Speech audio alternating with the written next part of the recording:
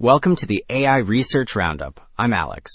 Today we're looking at a paper trending on X, published on December 29th, 2025, exactly 1 week ago. It introduces a retargeting-free framework that reduces control latency by 80% and improves task success rates by about 4% compared to standard baselines. The paper is titled, RoboMirror, Understand Before You Imitate for Video-to-Humanoid Locomotion. And, as we'll see later, the implications for teaching humanoids to move simply by watching videos are quite significant. So, Figure 1 illustrates the two distinctive capabilities of the RoboMirror framework. The top section depicts egocentric video to locomotion, where the model infers the camera wearer's movement from first-person footage to drive the robot. In contrast, the bottom section shows third-person imitation, where the humanoid observes a human subject and replicates their actions in real time. Crucially, both methods skip the usual step of explicit pose estimation, which avoids the errors that typically accumulate in traditional pipelines. Alright, having seen the high-level tasks, Figure 2 unpacks the complete architecture. The top section details the first stage, labeled VLM-based Motion Latent Reconstruction. Here, the system feeds video frames into QN3VL to capture semantic meaning, which a diffusion transformer then converts into a compact motion latent. Moving to the bottom left, the second stage handles policy learning. A student policy learns to generate actions from those latents, supervised by a teacher policy that uses a mixture of experts and privileged simulator data. Finally, the green panel on the right shows the inference phase, where the robot processes video and generates movement in one seamless loop.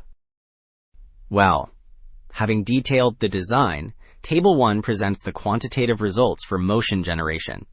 It benchmarks the approach against baselines on both the Nymeria and Motion X test sets.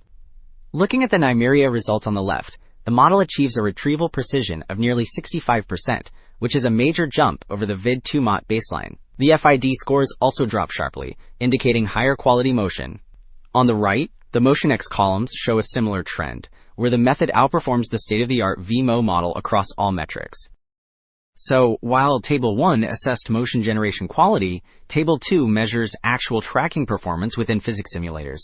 It compares the method against the baseline across two environments, Isaac Gym and Mujoko. In the top section for the Nymeria dataset, the approach achieves a 99% success rate in Isaac Gym, drastically reducing joint position errors compared to the baseline. The bottom section for Motion X confirms this advantage, with success rates climbing to 95%.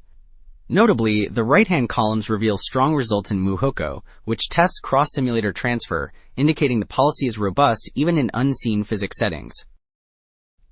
Okay, moving to the efficiency gains, Table 5 contrasts the traditional pose-driven pipeline with the proposed latent-driven approach using the Motion X dataset. The most striking difference appears in the final column for time cost.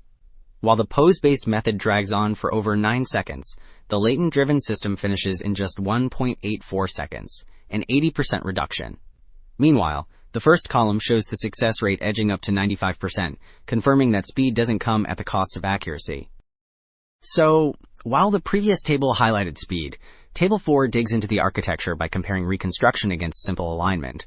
The top rows focus on the Nymeria dataset results. Here, the reconstruction method outperforms the alignment baseline on every metric, notably dropping the FID score from 62 to 42. The lower section confirms this trend on Motion X. Success rates hit 95%, and the multimodal distance falls sharply, proving that actively reconstructing motion latents yields more physically plausible behavior than just aligning features. Alright, having verified the components in simulation, Figure 8 demonstrates the system running in the real world on the Unitree G1 humanoid. All 4 panels showcase the egocentric video to locomotion capability, indicated by the orange labels at the top left. In the upper rows, the robot mirrors dynamic upper body movements and balancing actions. Meanwhile, the lower rows display it handling walking and turning sequences. The smooth yellow trajectories overlaid on the frames highlight how the policy generates stable, continuous motion directly from the raw visual input. Wrapping up, 2 takeaways stand out. RoboMirror proves that prioritizing semantic understanding over mechanical mimicry yields faster, more stable humanoid control. By bypassing explicit pose estimation, the framework cuts latency by 80% and enables seamless telepresence from first-person video. This suggests a future where robots can learn complex skills simply by watching the world around them. That's it for this episode of the AI Research Roundup. I'm Alex. Thanks for listening.